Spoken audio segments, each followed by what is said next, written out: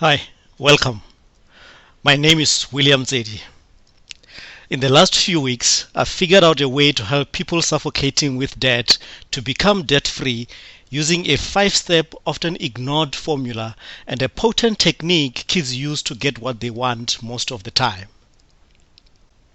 And all this without any more money or getting help from a debt consolidator or debt counselor. In the previous video, I promised to share with you the timeless formula to get rid of your debt fast, and I'm about to fulfill my promise. Without wasting any minute, here's the formula. 1. The first and most important step to take is to freeze your habit to accumulate debt. This step is probably the most challenging for most of us, but it must be done. The reason why it is most challenging to most of us is simply because changing habits is not easy. But if your debt has become so much of a problem for your life, then doing this will be the most profitable thing you can ever do with respect to your finances. Think about this. When you're in a hole and you want to come out, do you keep digging the hole further? Of course not.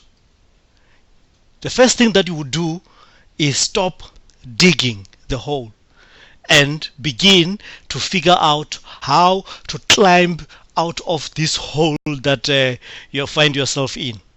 So it is with this issue of debt.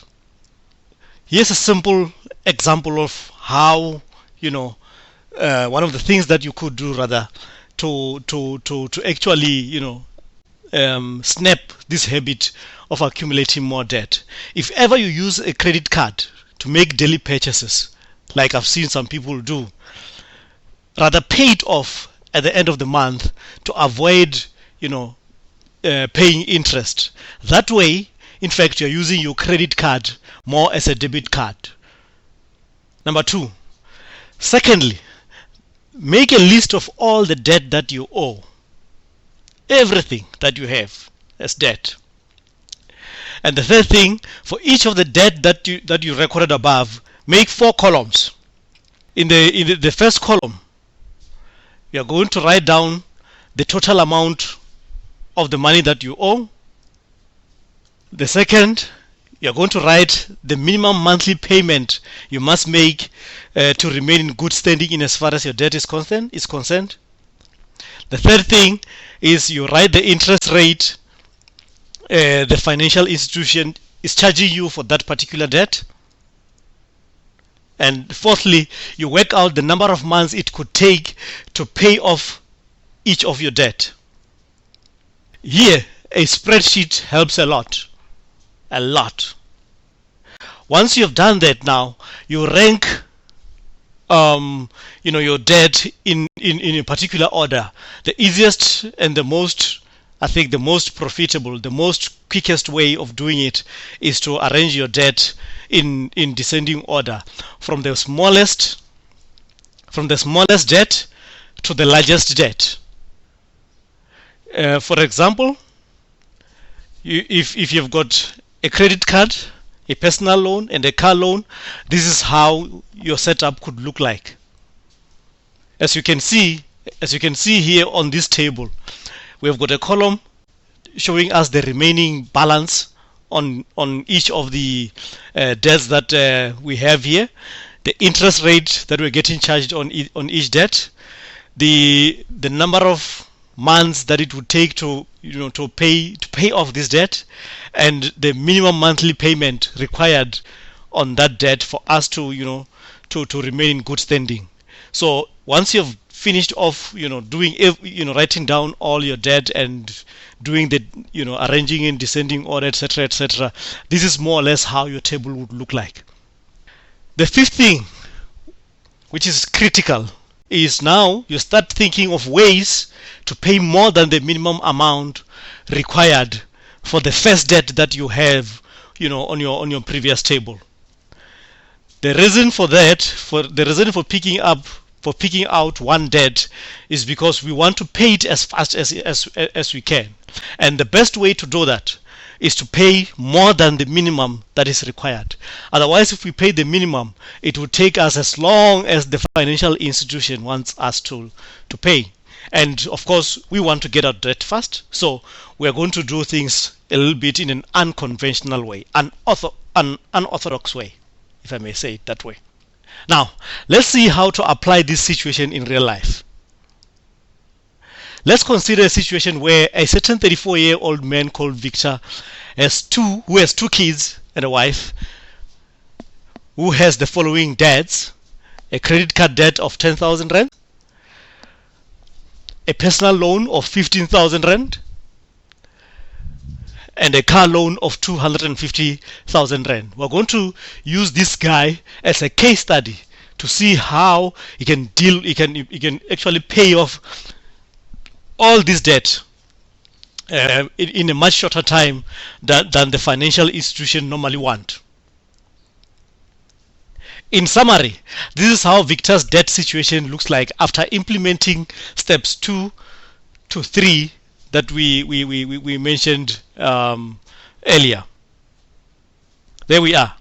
I just rearranged, re-swapped the columns with the rows, but we still have got the exact setup as we had earlier on.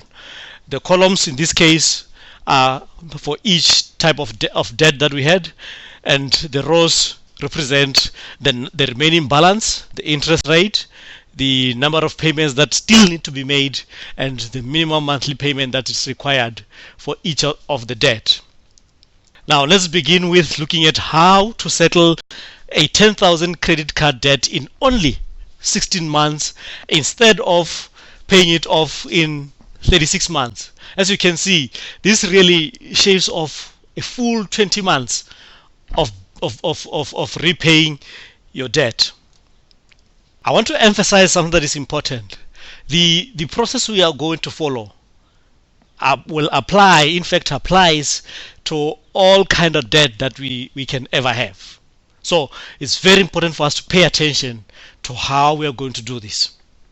We'll take it Victor's income equals his expenses. So he doesn't have any extra cash, that he can add to his minimum monthly payment so that he can pay his debts quick.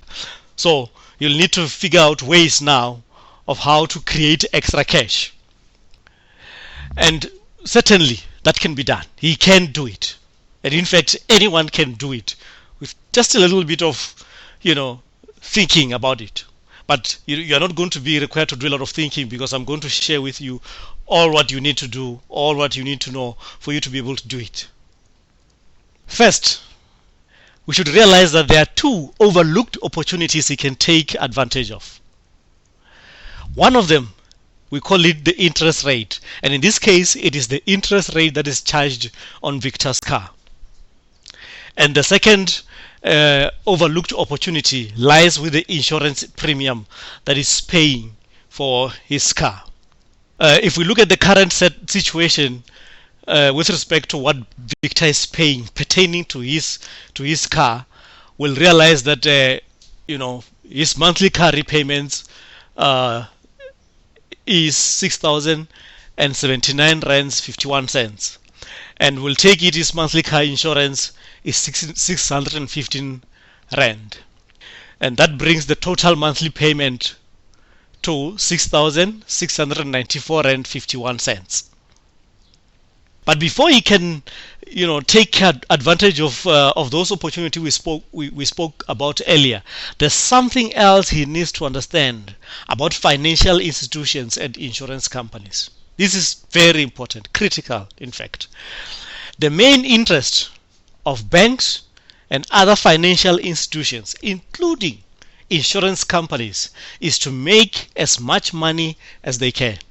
I think it's important to stick this in your brain somewhere. Perhaps even write it on a piece of paper somewhere and stick it on at the back of your door, because this is mightily important.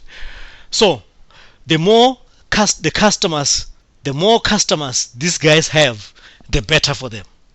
In fact, they even don't want to lose even one single customer to their competitors at all, because that obviously will reduce the amount of money that they would make. As such, these guys, they try to keep, more of the customers, as much of their customers as they can. They don't want to lose any. Now, I see this video is already becoming long, so what we'll do is, in the next video, we will now go deeper into Victor's situation and see how we can use those opportunities to help him get rid of his debt.